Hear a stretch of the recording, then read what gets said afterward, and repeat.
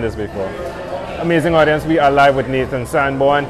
We are in the Rising Tide Brewing Company. Like lots of fun, tons of fun thus far. Like love it.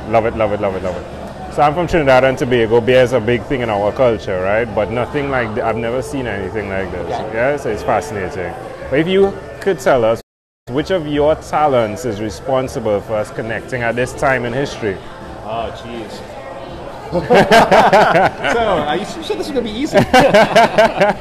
I don't know. I mean, I think we're at at least here in Maine, we're sort of at this confluence of where food and local and sort of craftsmanship are all coming together. We have an amazing food culture, and then beer has sort of developed around that. And I think a lot of the excitement around that is is focused on sort of the local handmade aspect, and people able to come to the breweries like this, right? And see us actually making beer back there. You can talk to me. You can talk to me if you have a question about what we're doing. We can sort of connect with our customers in a way that Budweiser or whatever isn't doing. Because they're sort of a massive manufacturing scale, opposed to sort of a bit more individualized, which is good, which is cool. And I think there's been a real movement towards that anyway. Throughout the country, and certainly in certain areas like this, sort of the farm to table movement has been big in Maine for a long time. Yeah, it's amazing to see the family aspect. Yeah, like I'm seeing children coming in.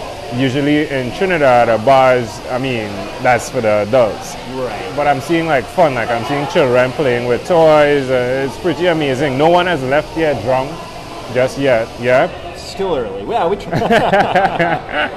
No, I mean, one of the things for us, we're not a bar. We sort of, we have this experience where people can come and drink beer here, but we're really more focused on education. We always talk about like our bartenders, we actually call them ambassadors, tasting room ambassadors. So they're here to help people learn about our brand. I mean, tourism is huge in Maine, so you get a lot of people coming to this area now, specifically to tour around the different breweries and learn about what each of the breweries is doing and what makes them unique. And sort of learn more about beers and the experience. So we do try and we consider ourselves sort of as a supplement or supporting like our bar partners, restaurant partners, and off-premise retailers. Makes sense. And less of a bar. So I mean, we close earlier. We're only open really during the day. Yeah.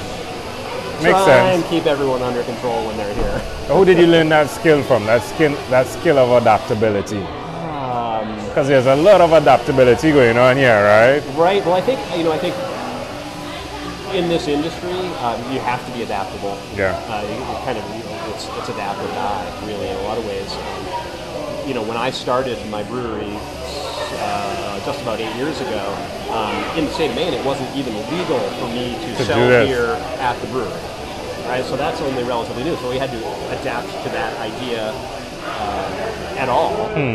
And then, constantly as more breweries are opening and people are doing different things, you're always trying to learn from each other. Craft beer is very collaborative and sort of collegial in a way that most industries wouldn't do, right? Really? I mean, I think you were just talking to another brewer from another main brewery here. So, it's... And look at that too, like you guys were shaking hands, laughing. It wasn't like a war of words. It was, and he held up the glass, Rising Tide. He purposefully promoted your brand, which is. I mean, it's.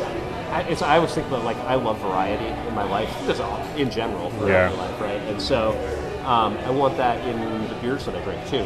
That's why I try and brew a really wide range of beers here, and not just focus on one particular type of beer, but also why I'm really excited about having other brewers open and doing their own thing. Yeah. Because honestly, as much as I love my beer, I want to drink everybody else's beer too. Life's pretty boring if you only, if I only had 12 beers I could choose from. I would be bored. Yeah, so. Makes sense. What is one other thing you've done consistently over the last 3 years? As far as a beer, anything. It could be separate. What have we done consistently? I think we've really focused on our people. You, what have you done consistently? Me? Yeah, like you, Nathan.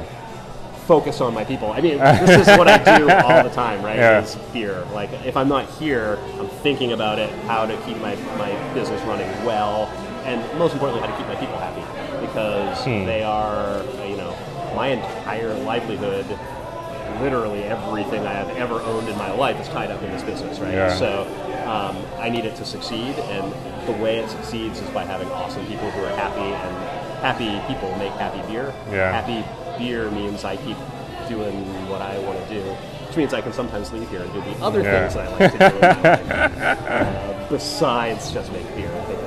How does that make you feel? It feels pretty good. I feel pretty good about the way everything is developed. Yeah. And, sort of how generally happy I feel like everyone is when they're here. Yeah. We have a lot of fun here. Yeah, it's good vibes, man. Yeah, it's happy, and this neighborhood too. When we first moved into this neighborhood, it was fairly downtrodden industrial neighborhood. It is sort of Section 8 housing across the street, and there's always been in Portland sort of this perception that this neighborhood is like dangerous or some bullshit like that, right? And so when we said, well, we're moving to this place in East Bayside, people were like, crazy. And now it's the place to be, right? Yeah. And I feel like, it's really cool because it's still a residential neighborhood. It's as much diversity as we have in this state is kind of right here, which is awesome. Yeah, it's amazing. And yet now there's more people coming here, and there's more things happening. So it's been really exciting to see that sort of transition, and see how we can, as much as possible, sort of be together. Yeah. Because, having different competing views or interests in the area, and having them work together instead of being all the time. That's amazing. Love it. All right, adaptability is definitely there. Let's switch gears for a moment now. Let me invite you into my imaginary time machine that is surrounded with beautiful, warm, blue Caribbean water, right? Nathan, what is your earliest childhood memory? Earliest childhood memory?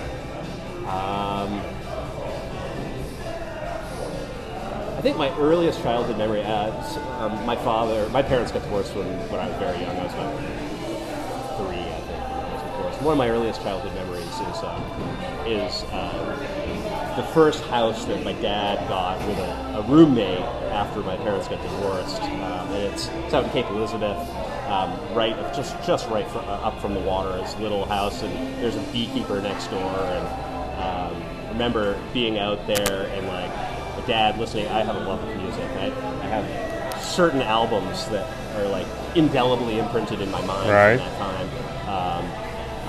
Asia by Steely Dan is one of them, and Breakfast in America by Supertramp, and it's just it's you. It's just part of me, and it's like not even the kind of music that I listen to now, but anytime I hear anything like that, it takes me back to that. Sort of my dad, taking care of me as a kid, and like making his way as a young man. I mean, my dad was 19 when I was born, so. Wow. Why do you think that memory is so clear? I don't know. I think it's because I have a lot of respect for my dad. I mean, I don't know why I have it originally, but I think that's why it's important. Yeah. So there's a lot of respect for it. That's amazing. Can I offer an interpretation to the thought picture you created in my mind? Right. Adaptability.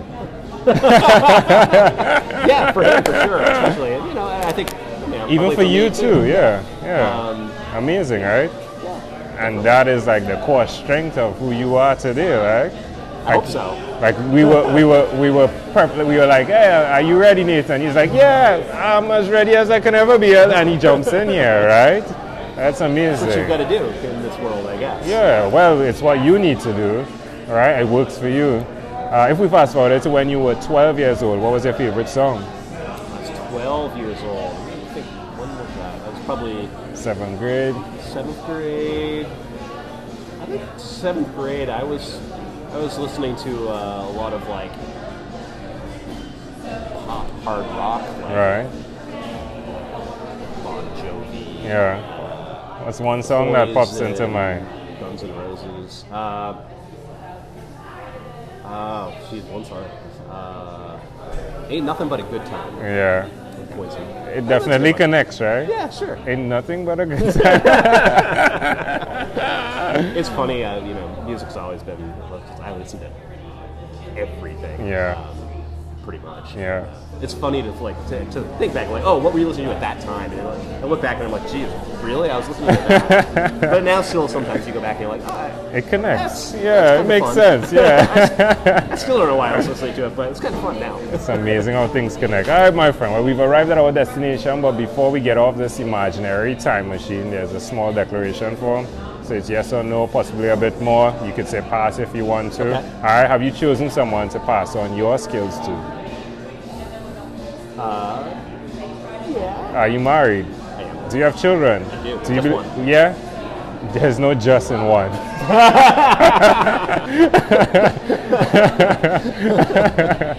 Do you believe in God? No. Do you have an inner circle of friends? Yes. Do you watch TV for more than 3 hours a day? How about 3 hours a week? Oh, definitely. What about screen time, the phone and or the computer? More than 8 or less than 8 hours a day? Oh, more than 8. Yeah? I mean, half of it's at work. Yeah. At work now, like I used to be doing the brewing all the time. Now it's mostly I'm managing. Yeah. So it's. Do you enjoy that? Do you enjoy? I do. I miss the hands-on sometimes. Although Yeah. this week been very busy. I've been jumping Getting in there, yeah. as I needed to. Helped Yeah. out canning today. That's good. Did some brewing earlier in the week, so still got my hands in there. But I enjoy the other part too. Kind of, it's a lot more sort of mentally challenging, putting together all the moving parts. Yeah, it's important, right? Adaptability. If you had to share with us something that represents who Nathan is, what would you say that is? Your own unique real statement, a statement that represents who you are.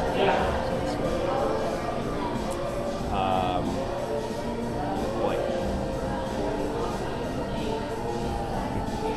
I don't know. I think that's not really a statement, but I think I want to meet people where they are. Yeah, I love that. As much as I can. Yeah, I love that. Yeah. You know, Nice said something like that, right? Like Tim, yeah. That's really funny. I think it's important. It kind of goes back to sort of the adaptability. Yeah. Right? I mean, like, I don't have all the answers. Yeah. So I like to hear what other people think. Yeah. As much as I can. If I would take a go, can I take a go at it? Like, Sure. I adapt. Yeah, it's like Nathan adapts. Yeah? I try hard. Definitely do. Well, Nathan, before you leave, is there anything else you'd like to share with our amazing audience? Thanks for listening. Nathan, this has been a great pleasure. Thank you for being on what is inspired by 12-minute Convos with Angel Jones. Boom. Boom. Love Thanks it. very much. You were great. Love it. Wow.